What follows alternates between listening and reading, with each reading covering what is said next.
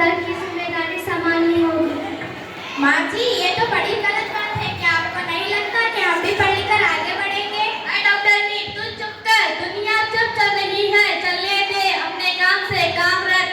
अब किस दुनिया की बात कर रहे हैं? आज समाज बहुत आगे बढ़ चुका है। आज हम 21वीं सदी में जी रहे हैं। मैं आज ही टीचर जी से बात करके मारिया का दाखिला उसी स्कूल में करवाती हूँ। और हाँ, मैं यहाँ इसीलिए आई थी कि मुन्ने को पोलियो ड्रॉप्स दे दूँ।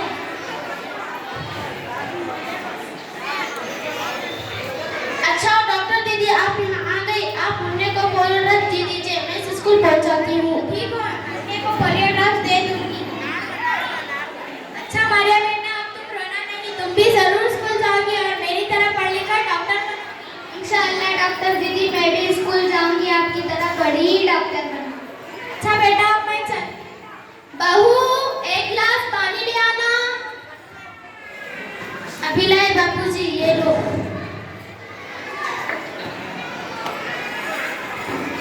अरे आज तो अखबार में बेटी के बारे में कितनी अच्छी नजम आई है। मैं आप सबको अभी पढ़कर सुनाता हूँ।